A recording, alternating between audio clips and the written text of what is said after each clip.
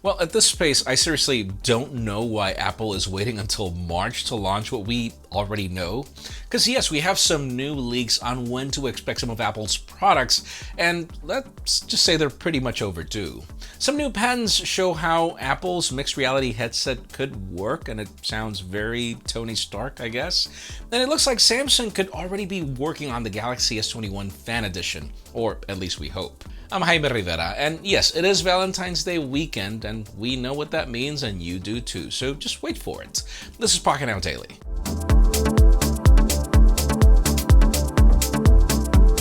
And yes, what that means is that we have more Valentine's Day deals for you because you deserve them and should take advantage of them, with or without a partner. Starting off with Samsung, the Galaxy S21 is still available for just $99 if you get the unlocked variant with a trade-in, and you also get $50 of instant credit for accessories. The S21 Plus is also available for as low as $199 with an extra $75 in credit, and then the S21 Ultra is still going for $399 with $100 in instant credit. And by the way, don't forget SUPCASE is still our favorite choice for device protection. Use promo code 10Pocketnow on Amazon to get 10% off the award-winning UB Pro, or promo code Pocketnow15 on SUPCASE.com for 15% of a discount as well.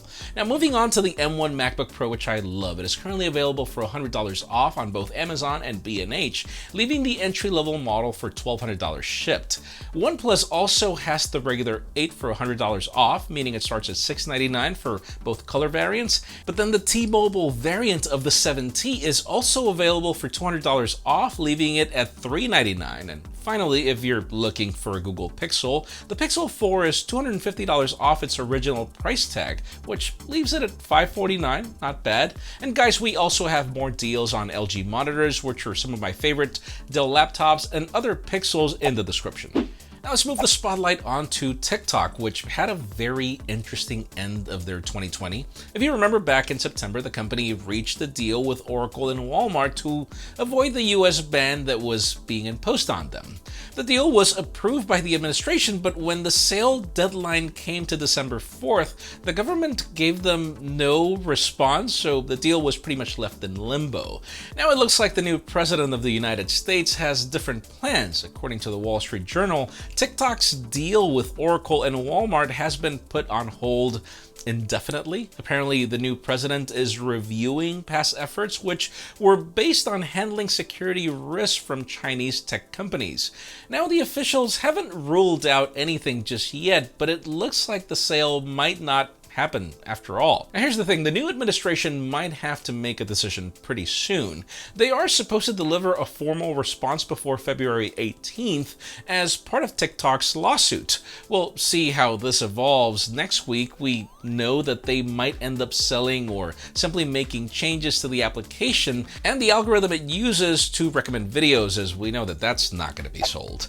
Now, moving on back to Samsung. A couple of weeks ago, we covered how the company might already be working on an S21 FE, but that was kind of a reach and most likely just an LTE variant of the S21. However, we have a new report from Sam Mobile showing off the model number of the new Samsung device, which reportedly belongs to the S21 Fan Edition. Now, the report mentions that Samsung hasn't launched an LTE variant of their flagships just yet, so they're assuming that they're only trying to streamline things by bringing this model number of the Galaxy S21 FE in line with the rest of the models, which pretty much could throw us off. Now, it's pretty early in the year when compared to when we got the S20 FE, but we are expecting the specifications of this phone to bring a Qualcomm Snapdragon 870, a similar camera to the S21 Trio, 5G, and of course, a high refresh rate AMOLED display. The report also mentions that Samsung might go on the same route by bringing a wide array of bright color options to the market in the same way that they did last fall, pretty much marketing it to teenagers. So yeah, we hope that we get this phone somewhat soon, as the S20 FE was a pretty good phone, at least by the context of most.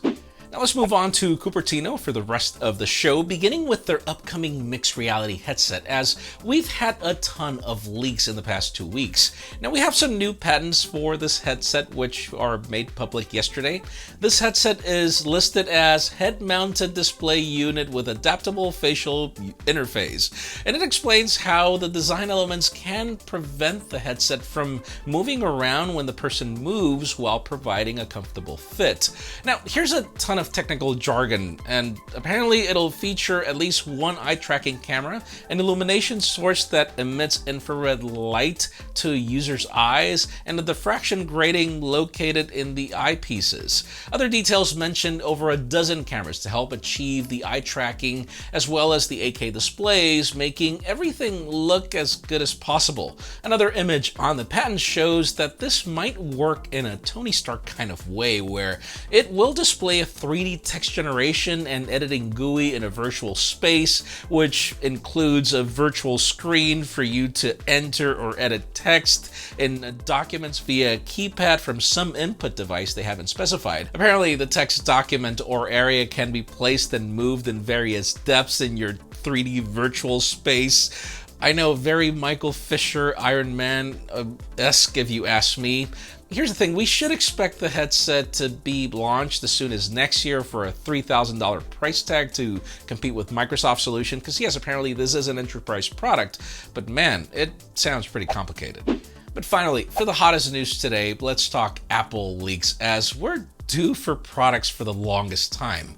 Earlier today, John Prosser went on an answering and tweeting spree where he gave us some new information on when we should expect some of the things. First off, let's get the iPhone 13 off the way. Someone asked him if Touch ID was still coming to iPhones this year, and Prosser simply replied, yep. Now, moving on to other products and their launch dates, he tweeted out that AirTags, which have been ready for months now, are still slated to launch in March. Of course, this isn't set in stone, but he claims that his sources haven't mentioned any further delays at this time. Now, speaking of March, someone also asked him about new iPad Pros, with Prosser replying that we should also expect it in March as far as he knows. Now, to expand on these products, we are expecting AirTags to be these tile-like trackers that will help you keep track of your belongings, and yes, you'll most likely have to attach them to a third-party accessory or carry them around. Now, when it comes to the iPad, we are expecting a similar design to the current iPad Pro with a dual camera at the back, a boxy design, Face ID, and we really hope to see the debut of mini LED displays that have been rumored for the longest time. And then finally, for the iPhone 13, we are expecting a shorter notch, Touch ID, and upgraded cameras in all 4 models this year.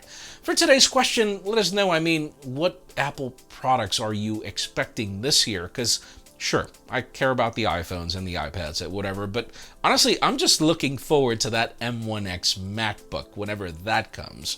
But that's just me. Leave us a comment down below. We'd love to know what your opinion is. Friends, again, if you want to get the news earlier, follow us on Pocketnow.com and subscribe to our channel for more videos like this one. You can also follow us on social medias. Our extended coverage happens on Instagram. You can follow me on my personal handles to see me not celebrate with you too. Please give this video a thumbs up if you like what you saw. I'm Jaime Rivera. Thanks so much for watching. We'll see you on the next one.